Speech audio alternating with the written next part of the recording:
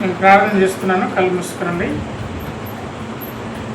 ప్రేమగల తండ్రి, ఈ వాక్యం ద్వారా మాకు కావలసిన ఆత్మీయ మేలులను మీరు అనుగ్రహించండి. మీ వాక్యము మా హృదయాలను బలపరిచేదిగా, మమ్మల్ని ధైర్యపరిచేదిగా ఉండకు సహాయం చేయండి. విన్న వాక్యము, చెప్పబోతున్న వాక్యము సాతాను ఎత్తుకుని పోకుండా మా హృదయంలో దాచుకోవడానికి సహాయం చేయండి. యేసును ప్రార్థిస్తున్నాను తండ్రి. గిద్యోను గురించి మనము చూస్తున్నాం.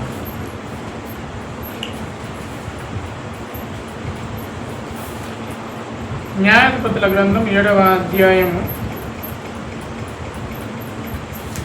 ఈరోజు మనం చూసుకున్నాం. ఈరోజు మనము ధ్యానం చేయబోతున్నాం 7వ అధ్యాయం. గిద్యోను ఎవరు? మనష్య గోత్రికుడు. ఈ గిద్యోను అంటే అర్థం నరికేవాడు. గిద్యోను అంటే అర్థం నరికేవాడు. గిద్యోను పేరు చాలా పవర్ఫుల్. గిద్యోను ప్రవర్తన చాలా లూజ్. గిద్యోను పేరు చాలా గొప్పది, కానీ ప్రవర్తన చాలా పిరికివాడు. గిద్యోను దేవుణ్ణి శోధించిన వాడు. ఎన్నిసార్లు అంటే చాలాసార్లు శోధించాడు. నీవే అయితే ఈ పని చేయి, నీవే అయితే గుర్రబొచ్చును తీసి నేను బయట వేస్తా, ఆ బొచ్చు మాత్రం తడవాలి, భూమి అంతా పొడిగా ఉండాలి. సరే, దేవుడు అవునన్నాడు. సరే, మరి చేసి చూపుతాను. బొచ్చు మాత్రమే తడుస్తుంది, గొర్రెబొచ్చు మాత్రమే, భూమి అంతా పొడిగా ఉంటుంది. సాధ్యమా? అది సాధ్యమా? భూమి అంతా తడిగా ఉండి భూమి పైన బొచ్చు మాత్రమే పొడిగా ఉండడం, లేదా భూమి అంతా పొడిగా ఉండి బొచ్చు మాత్రమే తడిగా ఉండడం సాధ్యమేనా? కాదు కదా. భూమి అంతా తడిగా ఉండి భూమి పైన బొచ్చు పెడితే తడిగా ఉంటుందా, పొడిగా ఉంటుందా? అంత తడిసే ఉంటుంది కదా. ఈయన పొడి భూమి మీద బొచ్చు పెట్టాడు. అంటే గొర్రె నుంచి తీసిన బొచ్చును తీసి భూమి మీద పెట్టిండు. పొడిగా ఉన్న భూమి మీద పెట్టాడు, ఇలా ఉన్న భూమి మీద పెట్టాడు. పెట్టి, దేవా, నేను మిద్యానుల చేతి నుండి ఇశ్రాయేలును విడిపించమని ఉన్నాను అంటున్నావు. నాకేమో చాలా భయం. నేనేమో వాళ్ళకు భయపడేదో నా భోజనాన్ని మొత్తం ఎత్తుకపోతారని అనుకొని నా భోజనాన్ని కాపాడుకోవడానికి మరి గానుగ చాటున గోధుమలను దుల్లగొడుతున్నాను. గోధుమలు దుల్లగొట్టి గోధుమలు తీసి గోధుమ పిండిని గోధుమ చేసుకొని తిందామని నేను ఆలోచన. అయితే దేవుడు అంటాడు, లేదు గిద్యోను, నీవు వెళ్ళి నువ్వు పరాక్రమం గల బలాఢ్యుడివి, నువ్వు చాలా బలవంతుడివి, నువ్వు వెళ్ళి మిద్యానీల చేతుల నుండి నా ప్రజలను విడిపించు అంటే శోధించడం మొదలుపెట్టాడు. ముందుగా బలి అర్పించాడు. ఆ బలి పైన ఆ బలి అర్పిద్దామని దేవుని ఎదుర్చమని చెప్పి, యెహోవా దూతను ఎదుర్చమని చెప్పి బలిని తీసుకొచ్చాడు. ఆ బలి తీసుకొచ్చి ఎన్ని కిలోల బలని అనుకున్నాం పోయినసారి? 40 కిలోలు, అంతేనా? 40 కిలోల బలి, 40 కిలోల మాంసము, గోధుమ పిండి అవన్నీ తీసుకొచ్చి పెట్టి వాటి పైన నీళ్లు పోసి అవి దహించి వేయాలి. తడిగా ఉన్న మాంసము లో అగ్ని వస్తుందా? సాధారణంగా వస్తుందా? చెప్పండి. రాదు. కానీ అవన్నీ దహించి వేయాలి అని చెప్పాడు. అవన్నీ దహనమైపోవాలి అని చెప్పాడు. దేవుడు దహించేశాడు. ఏలియా టైంలో అలా జరుగుతుంది కదా. బయలుదేవతకు రా బయలని వాళ్ళు మొత్తుకుంటే ఆ బలిని బయలు దహించకపోయేసరికి ఏలియా ఏం చేశాడు? ఒక పెద్ద రంధ్రం తవ్వించి అందులో నీళ్లు బాగా నింపి అందులో మాంసం వేశాడు. మరి నీళ్ళలో మంట వస్తుందా? కానీ దేవుడి అగ్ని దిగి వచ్చి ఆ నీళ్లను, ఆ మాంసాన్ని మొత్తం దహించి వేసింది కదా.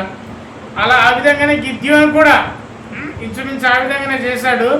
మరి ఆ బలి మొత్తం అంటే ఆయన అర్పించినదంతా కూడా కాలిపోయినది, దహించి వేసినది. ఆ తర్వాత గొర్రెబొచ్చుది, నా ప్రభు మరొకసారి ఇంకొకసారి నాకు టెస్ట్ చేస్తాను, ఇంకొకసారి ఆ బొచ్చు మాత్రం నేల మీద పెడతాను, నేలంతా తడిగా ఉండాలి, బొచ్చు మాత్రం పొడిగా ఉండాలి అనగానే ఒకే గిద్యోను అని తన అనుమతిని తెలియజేశాడు. ఇప్పుడు మరొకసారి అన్నాడు, ప్రభు మరొకసారి టెస్ట్ చేస్తాను, ఈసారి బొచ్చు మొత్తం పొడిగా ఉండాలి, నేలంతా తడిగా ఉండాలి. ఇంతకుముందేమో నేలంతా తడిగా ఉండాలి, బొచ్చు మొత్తం పొడిగా ఉండాలి. అయినా దేవుడు అనుమతింపజేశాడు.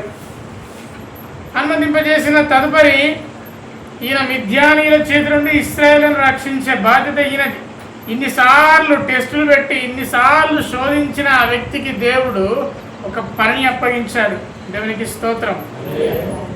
ఈ ఒకసారి గిద్యోను గురించి ఆలోచించినప్పుడు నాకు కూడా అనిపిస్తుంది, నేను కూడా ఇటువంటి టెస్టులు ఏమైనా పెడుతున్నానా దేవుని యొక్క శక్తిని కించపరచడానికి లేదా కనుక్కోవడానికి.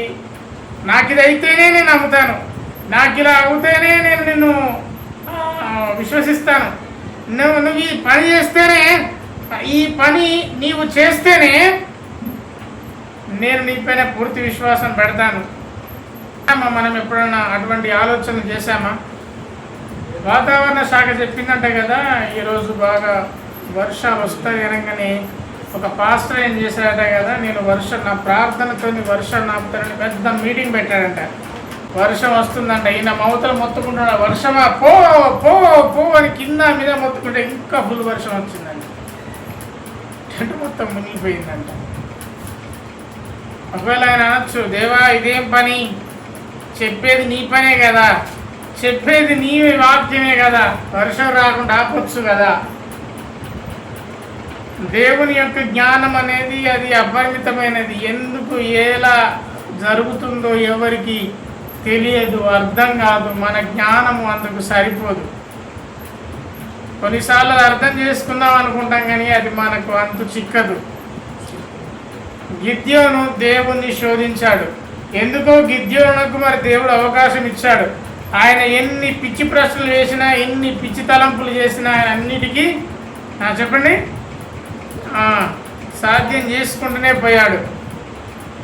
గిద్యోను అంటాడు కదా, నేను మనుష్య గోత్రంలో చాలా తక్కువ వాడిని, నేను ఉత్తి మనిషిని, నేను సాధారణమైన వ్యక్తిని అని చెప్తాడు. ఆయన నిజానికి గిద్యోను సాధారణమైన వ్యక్తి కాదు.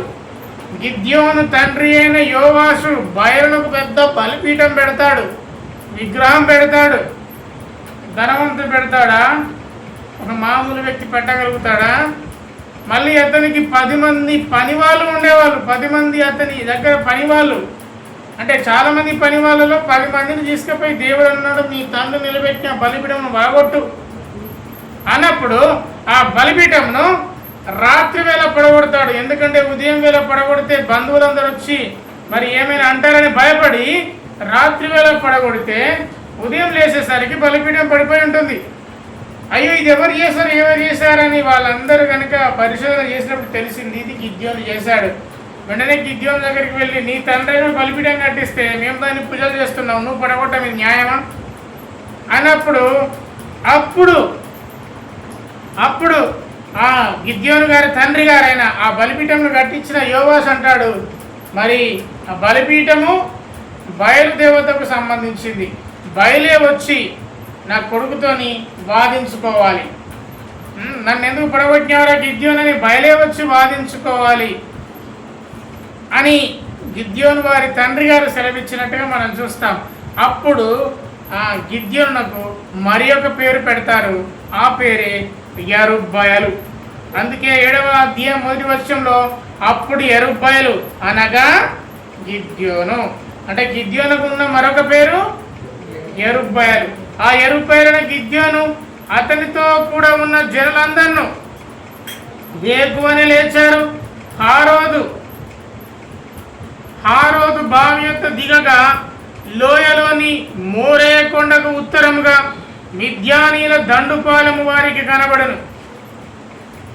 దేవుణ్ణి గిద్యోను శోధించాడు. ఏదేమైనా ఆ శోధనలన్నిట్లలో నిజానికి శోధించకూడదు, కానీ గిద్యోను శోధించాడు. గిద్యోను శోధించాలని మనము శోధించవద్దు. నీ ప్రభు అయిన దేవుణ్ణి శోధింపకూడదు. సాతాను వచ్చి యేసు ప్రభు వారితో ఒక మాట అంటుంది, నీవు ఈ పర్వతం మీదకి లేదా ఈ ఎత్తైన ప్రదేశం నుంచి నువ్వు కింద పడు, నీ దూతలు వచ్చి నువ్వు పట్టుకుంటారని వాక్యం చెప్తుంది కదా అంటే యేసు ప్రభు వారు అంటారు, నీ దేవుడైన ప్రభువుని శోధింపకూడదు.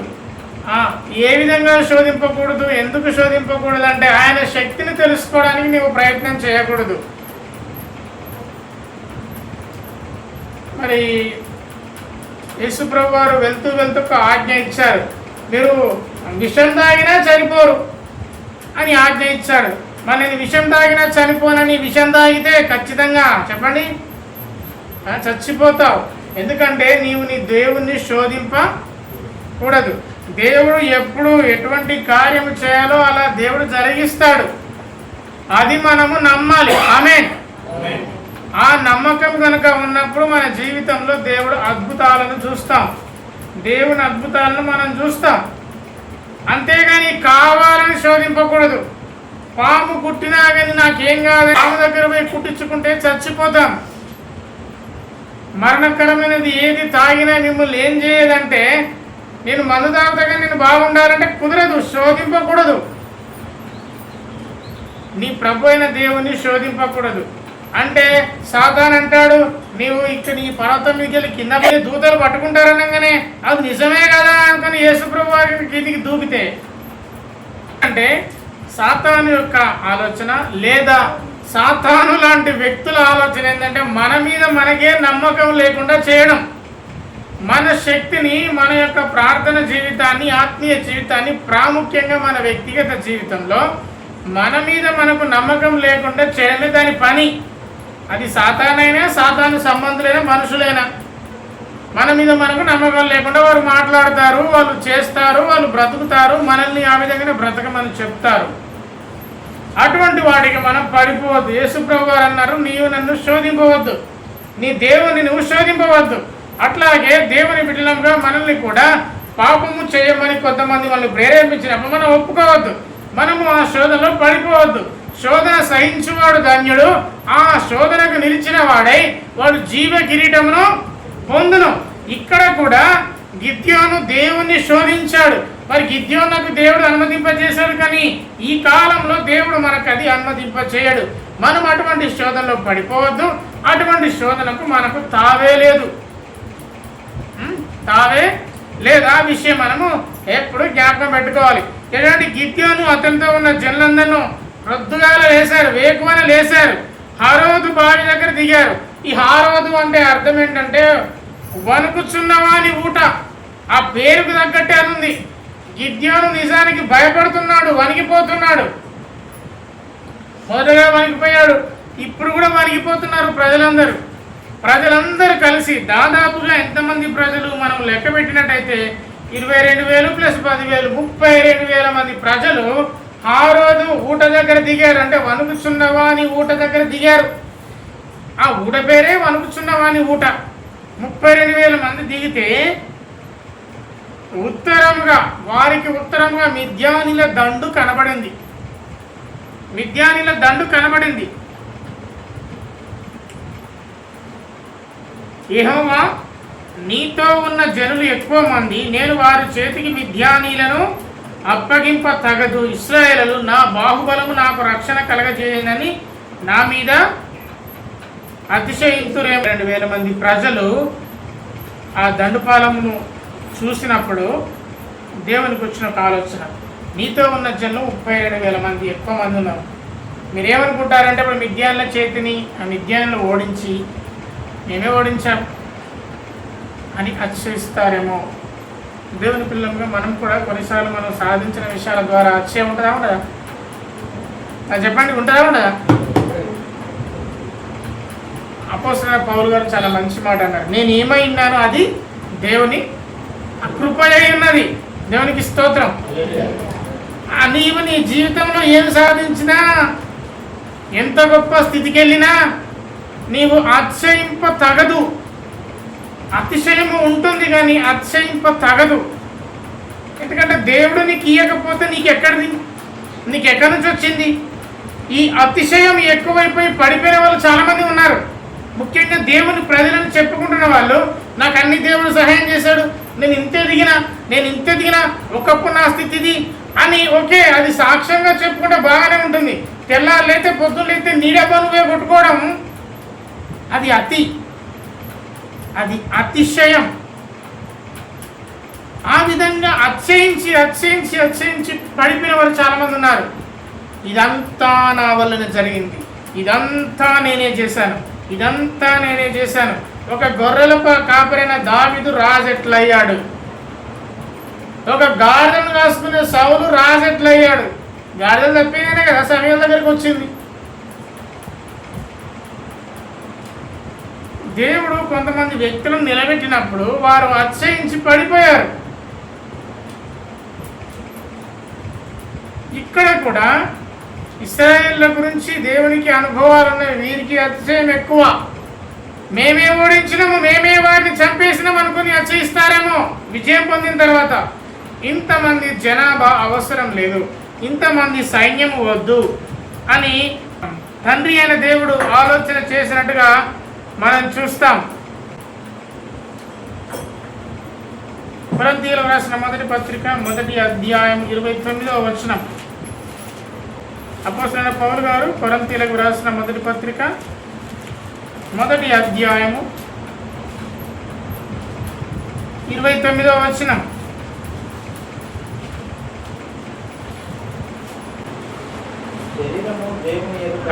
ఏ శరీరి అంటే ఏ మనిషి అయినా దేవుని ఎదుట అతిశయింపకున్నట్లు జ్ఞానులను సిగ్గుపరచుటకు లోకంలో ఉండు వెర్రివారిని దేవుడు ఏర్పరచుకున్నాడు. బలవంతులైన వారిని సిగ్గుపరచుటకు లోకంలోని బలహీనైన వారు దేవుడు ఏర్పరచుకున్నాడు. ఎన్నికైన వారిని వ్యర్థం చేయుటకు లోకంలో నీచులైన వారిని, తృణీకరింపబడిన వారిని, ఎన్నికలేని వారిని దేవుడు ఏర్పరచుకున్నాడు.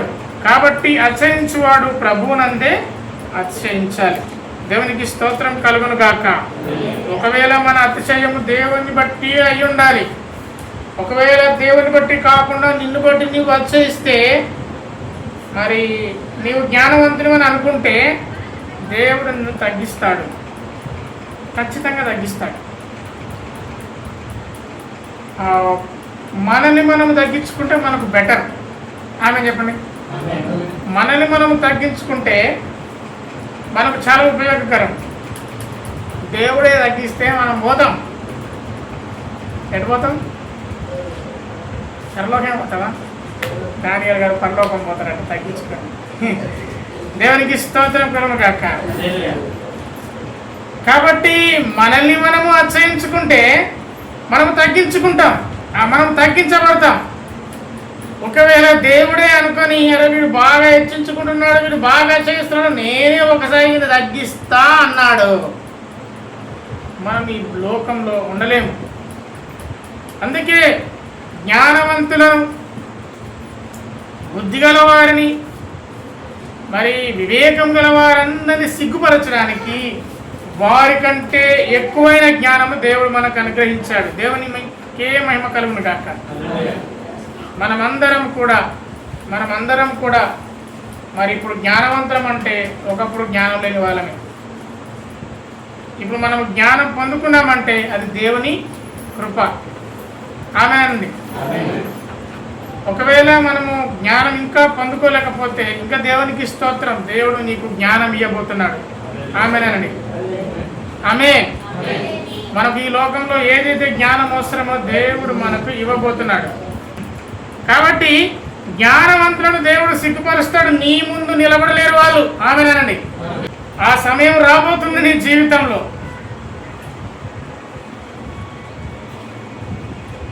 ద్వితీయోపదేశ కాండము 8వ అధ్యాయం 17వ వచనం.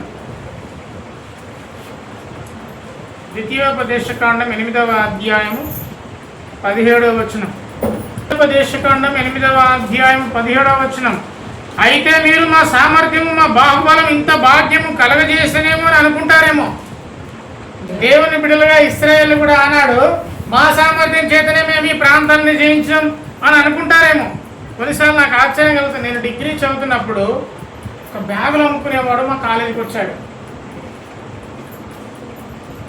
విన్నారా? మేము డిగ్రీ చదువుతున్నప్పుడు ఒక బ్యాగులు అమ్ముకునేవాడు మా కాలేజీకి వచ్చాడు. ఆ బ్యాగులు అమ్ముకునే వారికి తెలుగు మొత్తమే రాదు, మొత్తం ఇంగ్లీషే. అప్పుడు మేము అనుకునేది, మాకు అప్పుడు ఇంగ్లీష్ అంతంత మాత్రమే. అప్పుడప్పుడే మేము ఇంగ్లీష్లో కొంచెం నాలెడ్జ్ సంపాదించుకుంటున్నాం. ఇంగ్లీష్ ఇంత ఫ్లూయెంట్గా మాట్లాడేవాడే బ్యాగులు అమ్ముతాయి. అటు ఇటుగా ఇంగ్లీష్ నేర్చుకుంటున్నాం, మేము అసలు దేనికి పని చేస్తాం అనుకునేది. అర్థమవుతుందా నేను చెప్పింది? మీకు అర్థమవుతుందా? లోకం మీదకి పోతే ఎంత టాలెంటెడ్ ఫెలోస్ ఉంటుందో తెలుసా, ఎంత జ్ఞానం ఉంటుందో తెలుసా, ఎంత వాగ్దాటి గలవాళ్ళు అంటే ఎంతగా మాట్లాడే వాళ్ళు ఉంటారో తెలుసా, ఎంతగా భాష పైన పట్టున్న వాళ్ళు. ఇంగ్లీషు, హిందీ, మరాఠా లాంటి ఇటువంటి భాషలు అనర్గళంగా మాట్లాడే వాళ్ళు ఎంత గొప్ప వాళ్ళు ఉన్నారో తెలుసా మనకు. వారందరికంటే దేవుని కృపను బట్టి ఇప్పుడు మనం ఉన్నతంగానే ఉన్నాం. ఆమె వారందరికంటే మించి మనం ఇప్పుడు బ్రతుకుతున్నాం. ఇదంతా దేవుని కృప. అందుకే ఇశ్రాయేళ్ల గురించి, వారి జీవితం నుంచి మనం కొన్ని విషయాలు నేర్చుకుంటున్నాం. చూడండి, నా బాహుబలము నాకు రక్షణ కలగజేసిన వారు అసహిస్తారేమో, కాబట్టి నీ ఒక పని చేయి గిద్యోను, ఎవడు భయపడుతున్నాడో వాడిని వెళ్ళమని చెప్పు అని ప్రకటించు అనగానే అప్పుడు జల్లులో నుండి 22,000 మంది తిరిగి వెళ్ళిపోయారు. ఎంతమంది వెళ్ళిపోయారు చెప్పండి? 22,000 మంది. మిగిలిన వాళ్ళు 10,000 మంది. మొత్తము 32,000 మంది. అంటే సగానికంటే ఎక్కువ మంది భయపడ్డారు యుద్ధం అంటే. దేవుడు గిద్యోనుకు సెలవిచ్చాడు, గిద్యోను నువ్వు వెళ్ళి వారిని జయించగలుగుతావు అని అనేక సూచనలు చూపిన తర్వాత గిద్యోను కొంతమంది ప్రజల్ని వెంటబెట్టుకుని పోతుంటే ఆ ప్రజల్లో కొంతమంది పిరికి వాళ్ళు ఉన్నారు. దేవుని వాక్యం చెప్తుంది ప్రకటన గ్రంథంలో, పిరికి వాళ్లకు దేవుని రాజ్యంలో ప్రవేశము లేదు. ఉన్నదా మనకు పిరికితనం?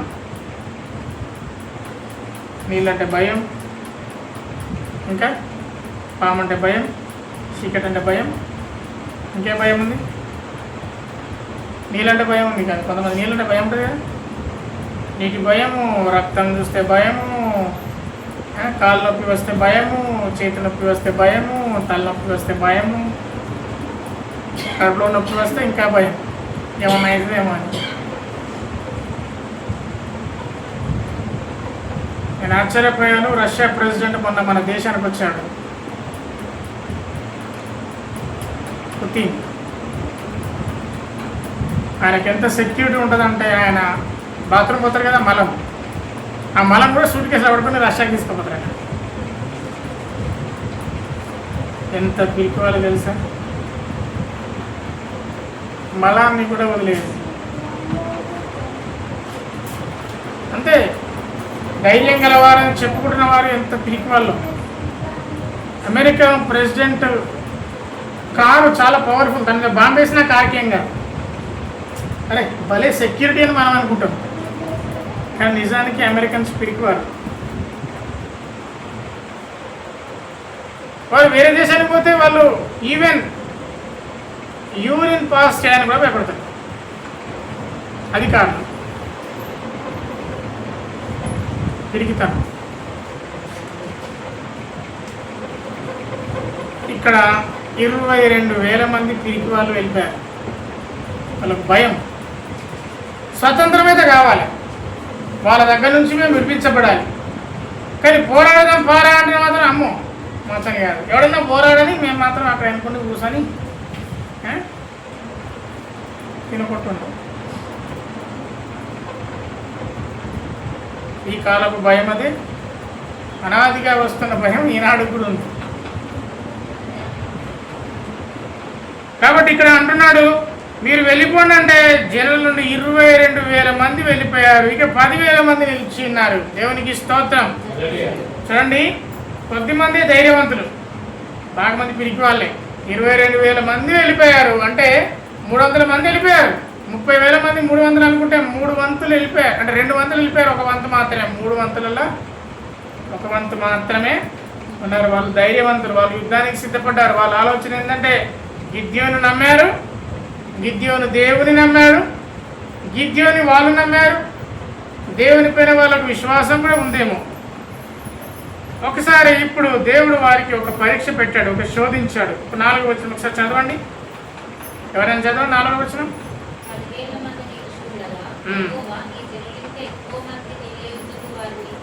విజయము అతడు కొరకు వారిని శోధించదు. ఇతడు నీతో కూడా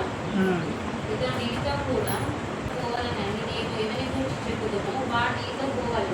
ఇతడు నీతో పోకూడదని ఎవరి గురించి చెప్పుదమో వాడు పోకూడదని ఉద్యోగంతో సెలవిచ్చాడు. అతడు నీలో యుద్ధకు ఆ జనమును దిగజేసినప్పుడు యెహోవా కుక్క గతుకున్నట్లు తన నాలుకతో నీళ్లను గతికిన ప్రతివాడు, త్రాగుటకు మోకాలను కృంగిన ప్రతివాడు వేరుగా ఉంచాలి. దేవుడు అన్నాడు మరలా తండ్రి అయిన దేవుడు గిద్యోనుతో, ఇప్పుడు ఈ 10,000 మందిలో కొంతమంది నేను టెస్ట్ చేయదలుచుకున్నాను. వీళ్ళను నీళ్లు తాగడానికి దిగజేయి. ఆ దిగజేసినప్పుడు కొంతమంది నేను నీతో రమ్మని చెప్తాను, కొంతమందిని వద్దని చెప్తాను. ఆ నీళ్లు తాగమని చెప్పినప్పుడు కొంతమంది కుక్క గతికినట్టు, చూడండి వాళ్ళు ఎట్లా ఉంటారంటే కుక్క గతికినట్టు నాలుకతో నీళ్ళను గతికిన కుక్కవాడు. కుక్క గతికినట్టు నాలుకతో నీళ్ళను గతికేవాడు. ఇంకోడేమో మోకాళ్ళను వంచి నీళ్లు తాగేవాడు. రెండు తాగడమే. కానీ ఒకడేమో కుక్క గతికినట్టు గతుకుతుండు. కుక్క ఏ విధంగా గతుకుతుందో తెలుసా తెలియదా మీకు? కుక్క నీళ్ళు తాగకుండా చూసారు ఎప్పుడన్నా మీరు? నిజం చెప్పుర్రి, కుక్కలను చూసారా లేదా? అది ఒకేసారి తాగదు, నాలుగుతో చప్పరిస్తుంటే చూసారా? వీళ్ళు మోకాళ్ళను వంచి గతికారు, వాళ్ళేమో కుక్క గతికినట్టే గతికారు. ఈ రెండింటిని వేరు చేయమని చెప్పి చేతితో నోటికి అందించుకొని గతికిన వారు 300 మంది. మిగతా వాళ్ళందరూ కూడా కుక్క గతికినట్టే గతికారు.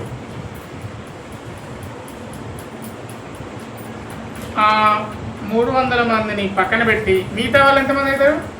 9,700 మంది. వీళ్ళందరూ కుక్క గతికినట్టు గతికారు. నీళ్ళని తాగుతున్నప్పుడు వారందరినీ పంపేసి 300 మందిని మాత్రమే ఉంచుకున్నాడు. 300 మంది మాత్రమే 6వ వచనం అంటారు. మిగిలిన జనులందరూ నీళ్ళు తాగడం మోకాలను కుంగిరి. 7వ వచనం, అప్పుడు యెహోవా గతికిన 300 మనుషుల ద్వారా మిమ్మల్ని రక్షించదను, మిద్యానీయులను నీ చేతికి అప్పగించదను, జనులందరూ తమ తమ చోట్లకు వెళ్ళవచ్చునని సెలవిచ్చెను.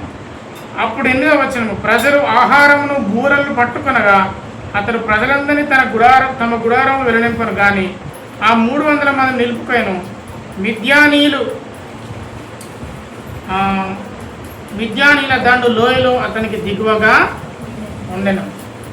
చివరికి ఎంతమంది మిగిలారు చెప్పండి? 300 మంది. ఎంతమంది నుండి? 32,000 మంది నుండి 300 మందిని దేవుడికి సెలెక్ట్ చేశాడు. దేవునికి స్తోత్రం. ఎంతో జనం నుండి దేవుడు మనల్ని ఎన్నుకున్నాడు. ఆమేనండి. దేవుడు పిరికివాడిని పక్కన పెట్టేశాడు, కుక్క గతికిన వాడిని పక్కన పెట్టేశాడు. కేవలం 300 మందిని మాత్రమే ఎంపిక చేసుకున్నాడు. దేవుని పిల్లలముగా మన గుంపు చిన్న గుంపే అయ్యుండొచ్చు, కానీ దేవుని చేతిలో ఎన్నిక చేయబడ్డ గుంపు. ఆమేనండి. ఆమె మరి ఆ గుంపు వలె మనం బ్రతకాలి. ఆ గుంపు వలె బ్రతకాలంటే దేవుని చేతిలో ఎన్నిక చేయబడ్డ గుంపు ఏ విధంగా బ్రతకాలని దేవుని వాక్యం చెప్తుందో అలా మనం బ్రతకాలి, అలా మనం ఉండాలి, అలా మన జీవితాన్ని కొనసాగించాలి. దేవుడు ఎంతమంది అనుకున్నాడు? 300 మందిని మాత్రమే అనుకున్నాడు. మరి ఇశ్రాయేలు జనాభా ఎంత ఉండొచ్చు? కొన్ని లక్షల మంది జనాభా. కానీ ఆ లక్షల మంది జనాభాను రక్షించడానికి దేవుడు ఎన్నుకున్న వ్యక్తులు వాళ్ళ సంఖ్య కేవలము 300 మాత్రమే. ఇప్పుడు 9వ వచనం ఇప్పుడు చదవండి. 9వ వచనము ఇప్పుడు చదవండి. ఆ రాత్రి యెహోవా అతనితో ఇట్లన్నాడు, నీవు లేచి ఇప్పుడు దాని మీదకి పోయి నీ చేతికి అప్పగిస్తాను. అయినా దేవునికి మరి అనుమానమా? మరి ఎందుకో తెలియదు. 10వ వచనంలో ఒక మాట ఉంటుంది, చదవండి. పోవుటకు నీకు భయమైన ఎడల, మళ్ళీ గిద్యోను దగ్గరికి, పోవుటకు నీకు భయమైతే నీ పనివాడైన పూరి కాదు పూరా, అతని పేరు పేరే పూర. నీకు భయం అయితే నీ పనివాడిని తీసుకొని పో.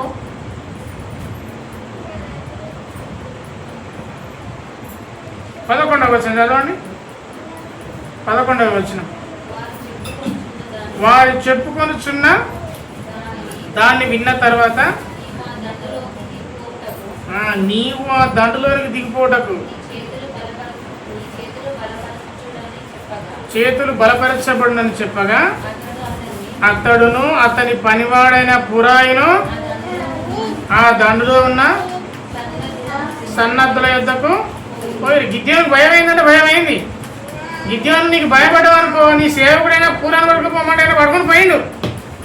దట్ మీన్స్ గిద్యోను కూడా భయపడ్డాడు. దేవుడు అన్ని అద్భుతాలు చేసినా, అన్ని సూచక క్రియలు, అన్ని ఏ శోధన పెట్టినా శోధనను ప్రతి దానికి దేవుడు సమాధానం చెప్పినా అయినా గిద్యోను నువ్వు భయం అనిపిస్తే నీ సేవకుడైన పూరా అనేటోని తీసుకొని ఒక్కసారి ఆ మిద్యానీయుల దగ్గరికెళ్ళు. ఇప్పటికి నీకు భయం అనిపిస్తే ఒక్కసారి వాళ్ళు ఏం మాట్లాడుకుంటారో విను. వాళ్ళు ఏం మాట్లాడుకున్నారో విన్న తర్వాత నీకు భయం పోతుంది, నీకు ధైర్యం వస్తుంది అని చెప్పాడు. వాళ్ళు మాట్లాడుకునే మాటలు బట్టి నీ చేతులు బలపరచబడును. భయము కలిగినప్పుడు ఒకసారి చేతులను కాళ్ళను చూడండి, వణుకొస్తుంది కదా. అప్పటికి గిద్యోను భయపడుతూనే ఉన్నాడు. అందుకే గిద్యోను నువ్వు వెళ్ళి ఒకసారి నీ శత్రువుల దండ దగ్గరికి వెళ్ళు, ఒకసారి చూసిరా అంటే భయపడుతున్నాడు. నీకు భయం అనిపిస్తే నీ సేవకుడైన పూరాన్ని పడుకుని వెళ్ళమంటే పట్టుకొని వెళ్ళాడు. అప్పుడు అన్నాడు గిద్యోను, నేను నీకు ఇప్పటికే నీ శోధన కాండికి నేను సమాధానం చెప్పాను. నీవే ప్రశ్న వేసినా దానికి నీ వైపున నేను నిలబడ్డాను. ఇప్పుడు నీకు ఇంకా భయం అనిపిస్తే ఒక్కసారి వాళ్ళ దగ్గరికి వెళ్ళు, వాళ్ళు ఏం మాట్లాడుతున్నారో విను. వాళ్ళ మాటల ద్వారా నీవు బలపరచబడతావు. మన శత్రువులు మాట్లాడే మాటల ద్వారా కూడా మనకు బలం ఎప్పుడు వస్తుందో తెలుసా? మనము వారి చేతిలో పొగడబడ్డప్పుడు, మనల్ని వాడు మెచ్చుకున్నప్పుడు. ఎవడైతే మన మొదటిదాకా ఎప్పుడో దూషించిన వాడు కానీ ఎప్పుడో నిజంగా వాడు ప్రయోజనకరమైన వాడు అన్నప్పుడు నిజంగా అది కదా గొప్పతనం. ఒక మిత్రుడు ఖచ్చితంగా మిత్రుడిని పొగుడుతూనే ఉంటాడు. ఇష్టం లేని వాని చేతిలో కూడా మెప్పు పొందడం చాలా గొప్ప కదా. గిద్యోను కాలానే జరిగింది. చూడండి 12వ వచనం చూడండి. మిద్యానీయులు అమాలేకీయులు తూర్పువారు లెక్కకు మిడతల వలె మైదానంలో ఉన్నారు. ఆ మైదానంలో ఉన్న వారి దగ్గరికి గిద్యోను వెళ్తున్నాడు. వారి వంటలు సముద్ర తీరం ఉన్న ఇసుక రేణువుల వలె ఉన్నవి. ఇసుక రేణువులను మనం లెక్క కడతామా? ఒంటెలే ఇసుక రేణువుల వలె ఉంది. చూడండి, ఒంటెలు ఇసుక రేణువుల వలె ఉన్నారంటే ఎంత పెద్ద ఒంటెల సమూహం ఉండొచ్చు. అక్కడికి గిద్యోను వెళ్తున్నాడు. గిద్యోను ఎందుకు వెళ్తున్నాడంటే గిద్యోనుకు భయం అవుతుంది. గిద్యోను భయపడుతూ వాళ్ళు మాట్లాడే మాటల ద్వారా గిద్యోనుకు ధైర్యం వస్తుందట. ఏం మాట్లాడారో ఒకసారి చూద్దాం. 13వ వచనం ఒకసారి చదవండి. 13వ ఒకసారి ఎవరైనా మరి 13వ వచనం ఒకసారి చదవండి.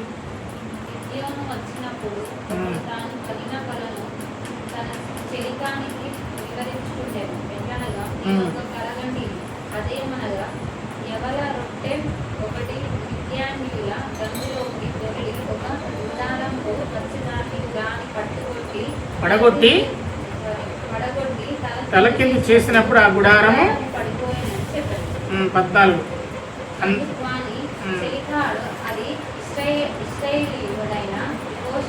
యోవాషు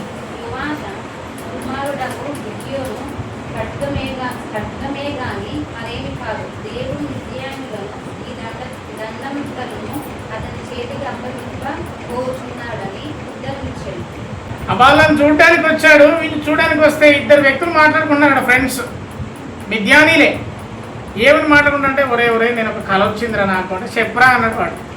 అరే నాకేం కళ వచ్చిందంటే ఒక యవల రొట్టె తెలుసా? యవలంటే తెలియదా? యవల పిండి తెలియదా? అంగన్వాడీలకు బాగా తెలుసు, ఎందుకంటే వాళ్ళకు పోషక వారోత్సవాలు పెడతారు. యవల రొట్టె మనకు గోధుమ రొట్టె తెలుసు, ఇంకేం తెలుసు? జొన్న రొట్టె తెలుసు కదా. యవల రొట్టె ఉంటుంది, చాలా మంచి పోషక పదార్థం. యవల రొట్టె ఒకటి, రొట్టెనే ఒక రొట్టెనంట. యవల రొట్టె ఒకటి మిద్యానీయుల దండులోకి దొర్లిందంట. ఏంటిది అది? చెప్పండి, ఏంటిది అది? దొర్లింది ఏంటిది? బండ కాదు, గుట్ట కాదు, రొట్టె దొర్లింది. దేని మీద దొర్లింది? మిద్యానీయులు టెంట్ వేసుకున్నారు కదా, ఆ టెంట్ మీదకి దొర్లిందంట. అది దొర్లితే ఏమైందంటే ఆ మిద్యాని టెంట్ పడిపోయిందంట. బండ కాదు, ఏం కాదు, ఉత్త రొట్టె. ఎవల రొట్టె ఎంత ఉంటుంది? ఇంత ఉంటుందా రొట్టె? మహా అయితే ఇంత ఉంటుందేమో, నా అంత పెద్ద రొట్టె ఉంటుందా? అంటే ఎవల రొట్టె గుడారం మీద పడితే గుడారమే కింద పడిపోవడం ఏంటి? అప్పుడు వాళ్ళ ఫ్రెండ్ అంటాను, అరే నీకు విషయం తెలుసారా, దీని అర్థమేందో తెలుసా, ఆ రొట్టె ఏంటిదో తెలుసా, ఆ రొట్టె ఏంటిదో తెలుసా, అది గిద్యోను ఖడ్గమేరా. దేవునికి స్తోత్రం. వింటున్నారు అందరూ? అది గిద్యోను ఖడ్గమేరా, అది గిద్యోను ఖడ్గమే, కానీ ఏం కాదు, మన పని అయిపోయిందిరా. మనల్ని అందరినీ దేవుడు ఇశ్రాయేలు చేతికి అప్పగించబడిపోతున్నాడు. ఈ మాట అన్నది ఎవరు? ఈ మాటలు మాట్లాడుకుంటున్నది ఎవరు? మిద్యాను. చెప్పండి, మిద్యాను. వింటున్నది ఎవరు? వింటున్నది ఎవరు? గిద్యోను. వింటున్నారా? విన్నట్టు చేస్తున్నారా మీరు కూడా? చూడండి, గిద్యోను జీవితంలో ఎన్ని అనుభవాలు. గిద్యోను వాళ్ళని చూడడానికి వచ్చాడు. చూసినప్పుడు వాళ్ళ ఒంటలు ఇసుక రేణువులు అంత విస్తారంగా ఉన్నాయి. ఇక జనాభా అయితే లెక్కలేదు.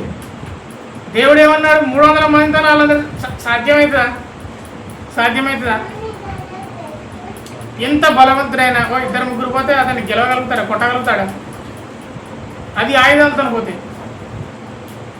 అయితే ఇక్కడ ఏం జరిగిందంటే, ఒక రొట్టె, ఎవల రొట్టె వచ్చి టెంట్ మీద పడగానే, గుడారం మీద పడగానే గుడారం మొత్తం కొట్టుకొని పోయింది. అప్పుడు అన్నాడు, ఆ ఎవల రొట్టెని మనం నిర్లక్ష్యం చేస్తున్నాం. రొట్టె ఎంత చిన్నది, ఆ చిన్నదాన్ని నిర్లక్ష్యం చేస్తున్నాం, కానీ అది ఖడ్గంలాగా, అది గిద్యోను ఖడ్గము. దేవుడు మనల్ని ఇశ్రాయేలు చేతికి అప్పగించబోతున్నాడు అన్నప్పుడు 15వ వచనం చూడండి.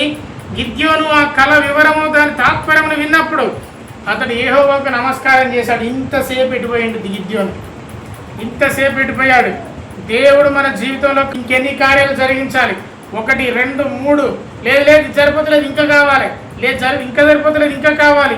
నా జీవితంలో దేవుడు కార్యాలు జరిగిస్తూనే ఉంటాడు.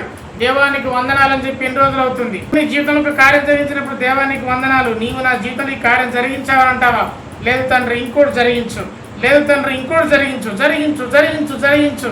గిద్యోను జీవితంలో ఎన్నిసార్లు జరిగిన తర్వాత అప్పుడు చివరికి శత్రువే గిద్యోను ఖడ్గం మన మీద పడ్డది అని అన్నప్పుడు అప్పుడు అతనికి ధైర్యం వచ్చి దేవునికి నమస్కారం చేసి అన్నాడు, లెండి. ఇప్పుడు అన్నాడు, ఇశ్రాయేలు దండలోకి వచ్చి లెండి, యెహోవా మిద్యాన్ల దండును మన చేతికి, మీ చేతికి అప్పగింప చేస్తున్నాడని చెప్పి అప్పుడు ఆ 300 మందిని 3 గుంపులుగా చేస్తాడు. ఆ 300 గుంపులుగా చేసి వాళ్ళకు ఒక బూర ఇస్తాడు, ఒక కుండ ఇస్తాడు, ఆ కుండలో ఒక దివిడి ఇస్తాడు. బూర ఎందుకు ఇస్తాడు? బూర ఎందుకు ఇచ్చాడు? బూర ఎందుకు ఇస్తారు? యుద్ధంను వెళ్ళడానికి బూర. ఒక కుండ ఇచ్చాడు, ఒక దివిడి ఇచ్చాడు. దివిడి ఎందుకు ఇచ్చాడు? లైట్ వా. దివిడి ఏంటంటే వెలిగించేది కదా, లైట్ అంటే కాంతి కొరకు, వెలుతురు కొరకు. అది ఇచ్చాడు. ఇచ్చి 17వ వచనం, ఇదిగో నేను వారి దండును కొట్టుకొనకు పోచున్నాను, నేను చేయనట్టు మీరు చేయాలి అని చెప్పి 18వ వచనము. ఇప్పుడు చదవండి. ఇప్పుడు 18వ వచనం చదవండి. నేనును నాతో ఉన్న వారందరూ బూర ఊదినప్పుడు మీరును దండుపాలెం అంతటి చుట్టూ ఆ బూరను ఊదుచు యెహోవాకును గిద్యోనుకును విజయమని కేకలు వేయాలి. ఈ మాట అన్నది ఎవరు? గిద్యోను. యెహోవాకు విజయం వచ్చే గిద్యోనుకు విజయం ఏంటి? ఇప్పటిదాకా పిరికివాడైన వాడు కొంచెం ధైర్యం రాగానే మాట్లాడుతున్న మాట. యెహోవాకు విజయం అంటే చాలా బాగుండేది కదా. ఇప్పుడు అన్నాడు, యెహోవాకు విజయము, గిద్యోనుకు విజయం. ఈ మహా పిరికివాడు లోపలికి పోయి వాడెవడో మాట్లాడుకునేంత వరకు కానీ ఇతనికి ధైర్యం రాలేదు. ఈయనకు ధైర్యం వచ్చిన తర్వాతనే ఆగుతాడు మనిషి. యెహోవాకు విజయం, తర్వాత గిద్యోను కూడా విజయం. ఇదే అతిశయం అంటారు. దీన్ని ఏమంటారు? అతిశయం. ఏదైనా ఒక్కటి రాక చేయక ఏదైనా సాధిస్తే, ఏదైనా గొప్ప పని చేస్తే ఇక వాళ్ళ కాళ్ళు ఇక ఎక్కడ ఉంటాయో తెలియదు, ఆకాశం పైన ఉంటుంది. ఇటువంటి అతిశయపు మాటలు, అతిశయపు పనులు మనం చేయకూడదు. అందుకే ఆనాటి భక్తులు, నిజానికి గిద్యోను భక్తుడే, ఆయనను మనం కించపరచాలని కాదు, ఆయన మనం తగ్గించాలని కాదు, కానీ ఆయన జీవితంలో కొన్ని అపశృతులు జరిగినవి, వాటి నుండి మనం తప్పించుకోవాలి అంతే.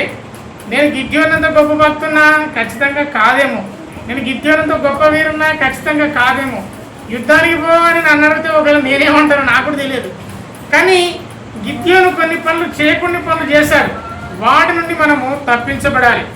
19వ వచనం, అట్లు నడిజాము మొదలుకొని, చదవండి ఒకసారి. అట్లు నడిజాము మొదలుకొని కావలి వారు ఉంచగానే గిద్యోను అతనితో 100 మంది దండుపాలము కొట్టుకొనకు పోయి బూర్లు మోది తమ చేతిలో ఉన్న కుండలు పలగొట్టారు. అప్పుడు ఆ 3 గుంపుల వారు బూరలను ఊచు కుండలు పలగొట్టారు. ఎడమ చేతుల్లో దివిడిలు పట్టుకొని కుడి చేతుల్లో ఊచకు బూరలు పట్టుకొని యెహోవా ఖడ్గము గిద్యోను ఖడ్గమని కేకలు వేస్తున్నారు. ఎంతమంది? 300 మంది కుండలు పలగొడుతున్నారు, కేకలు వేస్తున్నారు. అక్కడ జరిగింది నేను మీకు చెప్తున్నాను. ప్రతి వాడు దండు చుట్టూ, అంటే ఆ ప్రజలందరి చుట్టూ, మిద్యానున్న వారందరి చుట్టూ తిరిగి చూడు విధంగా కేకలు వేస్తున్నప్పుడు వాళ్ళు కన్ఫ్యూజ్ అయిపోయారు. 22వ వచనంలో వాళ్ళు కన్ఫ్యూజ్ అయిపోయి వాళ్ళు ఏం చేస్తున్నారంటే వాళ్ళే చంపుకోవడం మొదలుపెట్టారు. చూడండి 22వ వచనంలో, ఆ 300 మంది బూరలు ఊదినప్పుడు యెహోవా దండంతటిలో ప్రతి వారి ఖడ్గము తన పొరుగు వారి మీదికి తిప్పాను. వాడు అనుకుంటున్నాడు కదా నేను శత్రువుని చంపుతున్నాను అనుకుంటున్నాడు, కానీ వాడు చంపుకుంటుంది వాణ్ణి. అక్కడ ఇసుక రేణువులంతా విస్తారమైన జనము ఒకరికొకరు చంపుకోవడం మొదలుపెట్టాడు. అప్పుడు వారందరూ ఒకరికొకరు చంపుకున్నారు. నఫ్తాలి గోత్రికుల నుండి, ఆషేరు గోత్రికుల నుండి, మనష్షే గోత్రికుల నుండి పిలువనంపించిన ఇశ్రాయేలును కూడుకొని మిద్యానీయులను మీరు ఇప్పుడు గిద్యోను చేసిన మరొకటి ఏంటంటే, ఈ 300 మందితోనే నేను నిన్ను రక్షిస్తానంటే ఇతను మళ్ళీ కొంతమంది గోత్రికులను పిలిచాడు. నఫ్తాలి గోత్రికులను పిలిచాడు, ఆషేరు గోత్రికులు పిలిచాడు, మనష్షే గోత్రికులు పిలిచాడు. ఎందుకు పిలిచాడు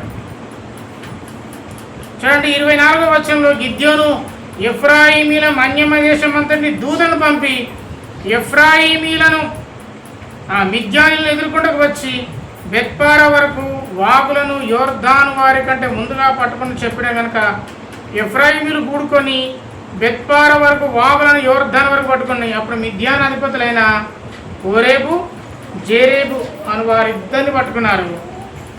ఓరేబు కొండ మీద ఓరేబును చంపారు. జేయేబు ద్రాక్ష తొట్టి అందు జేయేబును చంపేశారు.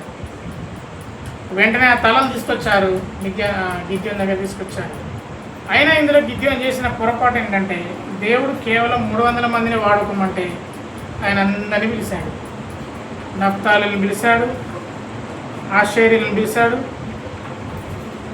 తన వాళ్ళైన మనష్షే వాళ్ళని పిలిచాడు, ఈసారి ఎఫ్రాయిమీలను కూడా పిలిచాడు. ఎందుకు పిలిచింటాడు మాట? ఎందుకో కందుకు పిలిచింటాడు, మనకేందుకంట? గొప్పల కొరకు. నేను చూసావా నేను సాధిస్తున్న ఘనత ఏ విధంగా ఉందో? ఈ 300 మంది బూరలు ఊదేసరికి వాళ్ళకు వాళ్ళు కన్ఫ్యూజన్ అయ్యి వాళ్ళకు వాళ్ళే చంపుకుంటున్నారు. అక్కడితోనే ఆవిడ బాగుండేది. ఆయన అందరినీ పిలిచాడు. ఎఫ్రాయిమీలు పోయారు, అధిపతుల తలను తీసుకొచ్చారు, గిద్యోనుకి ఇచ్చారు. అధ్యాయం ముగించబడింది. కానీ ఈ అధ్యాయం నుంచి మనం నేర్చుకోవాల్సిన సంగతులు, దేవుణ్ణి మనం ఎప్పుడు శోధింపకూడదు. రెండవదిగా దేవుని మాటకు, అంటే దేవుని వాక్యం ఏం చెప్తుందో దానికి విధేయత చూపించాలి. దేవుడు మనల్ని నిలబెట్టేవాడు, మనం అతిశయింపకూడదు. ఆయన బలహీనమైన మనల్ని బలవంతుల ముందు నిలబెట్టేవాడు. ఆమేనండి, ఆమేన్. మనం ఇప్పుడు బలహీనమే కావచ్చు, ఏదో ఒక సమయంలో మనల్ని బలవంతులుగా దేవుడు నిలబెట్టబోతున్నాడు. అయితే అవమానకరమైన పరిస్థితుల్లో మనకు దేవుడు ఘనతనియబోతున్నాడు. ఖచ్చితంగా జరుగుతుందా? చెప్పండి, జరుగుతుందా? జరిగి తీరుతుంది. నమ్మువానికి సమస్తము సాధ్యమే. కానీ సమస్తము సాధ్యమే అని ప్రతిసారి దేవుణ్ణి శోధించకూడదు. దేవుడు మనకు ఆ కృపను అనుగ్రహించును గాక. తర్వాత గిద్యోను జీవితంలో జరిగిన సంగతి లేదు. ప్రభు చిత్తమైతే వచ్చే వారం దాన్ని ధ్యానం చేసుకుందాం. మహిమ ఘనతకు అర్హుడవు నీవే నా దైవము. మహిమ ఘనతకు అర్హుడవు నీవే నా దైవము. సృష్టికర్త ముక్తిదాత సృష్టికర్త ముక్తిదాత స్తుతులకు పాత్రుడా ఆరాధనా నీకే ఆరాధనా నీకే ఆరాధనా స్తుతి ఆరాధనా ఆరాధనా నీకే ఆరాధనా స్తుతి ఆరాధనా నీకే ఆరాధనా నీకే ఆరాధనా నీకే. మన్నాను కురిపించినావు బండ నుండి నీళ్ళిచ్చినావు మన్నాను కురిపించినావు బండ నుండి నీళ్ళిచ్చినావు. యెహోవా ఈరే చూచుకొనును యెహోవా ఈరే చూచుకొనును సర్వము సమకూర్చును. ఆరాధనా నీకే ఆరాధనా నీకే ఆరాధనా స్తుతి ఆరాధనా ఆరాధనా నీకే ఆరాధనా స్తుతి ఆరాధనా ఆరాధనా నీకే ఆరాధనా